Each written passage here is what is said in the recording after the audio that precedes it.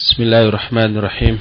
Alhamdulillahilladzi ba'atha fil ummiyina rasulan minhum yatlu 'alaihim ayatihi wa yuzakkihim wa yu'allimuhumul kitaba wal hikmah wa in kanu min qablu la fi dhalalin mubin. Wa huwa alladhi arsala rasulahu bil huda wa dinil haqq liyudhhirahu 'ala ad-dini kullihi walau karihal musyrikun. Wa asyhadu an la ilaha illallah wahdahu la syarika lah iqraran bihi wa tauhidan.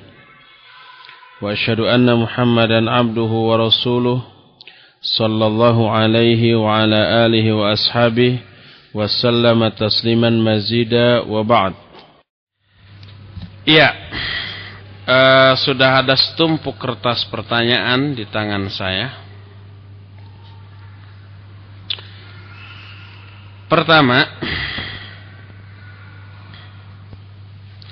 bagaimana sikap kita terhadap saudara kita yang memusuhi kita? Disebabkan karena bukan termasuk kelompok atau firqah mereka, sedang kita pada jumlah yang jauh lebih sedikit.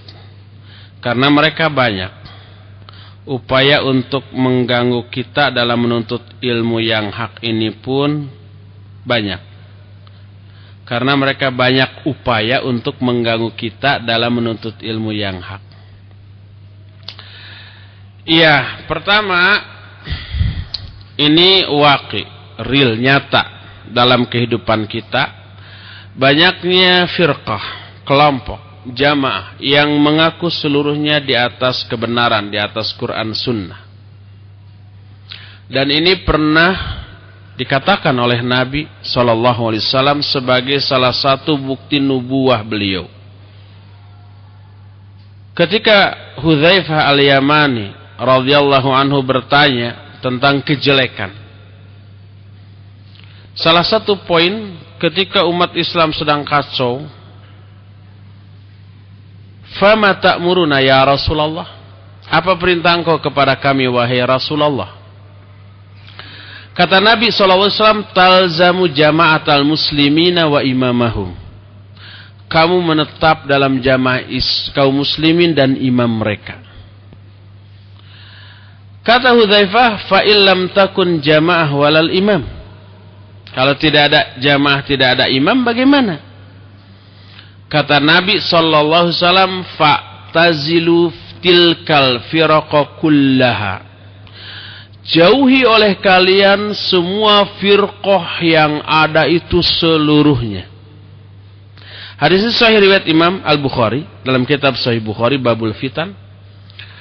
Lalu Al-Imam Ibnu Hajar Al-Asqalani dalam kitab Fathul Bari ketika mensyarah hadis ini menyatakan, hadis Hudzaifah ini menjelaskan ketika tidak ada jamaah kaum muslimin dan tidak ada imam, tidak ada khalifah, tidak ada amirul mukminin, pasti akan bermunculan banyak firqah. Pasti itu. Advis, nasihat dari Rasul sallallahu alaihi wasallam adalah menjauhi semua firqah yang ada. Bukan ikut salah satunya. Jadi kalau ada orang yang mengajak, ayo ikut kelompok saya lah jamaah berdasarkan Quran Sunnah. Kita jawab, kata Nabi sallallahu alaihi wasallam, kita harus menjauhi semua firqah yang ada, bukan ikut salah satunya. Terus bagaimana kalau mereka memusuhi kita karena kita nggak mau diajak? Pertama, sabar. Kedua, jangan balik memusuhi, tapi harus mengasihani. Karena mereka berada di atas kesalahan. Pertama, salah karena ikut firqah. Kedua, memusuhi. Ketiga, dakwahi mereka dengan dakwah yang lemah lembut. Syekhul Islam Ibn Taimiyah menyatakan, ahlus sunnah a'lamun nasi bil haqq wa arhamuhum bil khalqi. Ahlus sunnah adalah manusia yang paling tahu tentang kebenaran dan paling sayang kepada sesama makhluk. Sebagai orang yang paling mengetahui tentang kebenaran, mendorong dia untuk berdakwah, menyampaikan ilmunya. Sebagai orang yang paling sayang kepada sama makhluk, mendorong dia untuk mendakwahi orang lain yang keliru dengan landasan kasih sayang, bukan kebencian, bukan emosi. Maka lahir dakwah yang lemah lembut, yang hikmah, yang bijaksana, yang ilmiah. Makanya kata-katanya adalah kata-kata yang penuh nasihat. Getaran suara yang keluarnya adalah getaran orang yang penuh rasa sayang kepada orang yang diajak bicara. Tidak akan ada kata-kata yang bernada celaan, hinaan, yang memojokkan, yang nyelekit, dan seterusnya.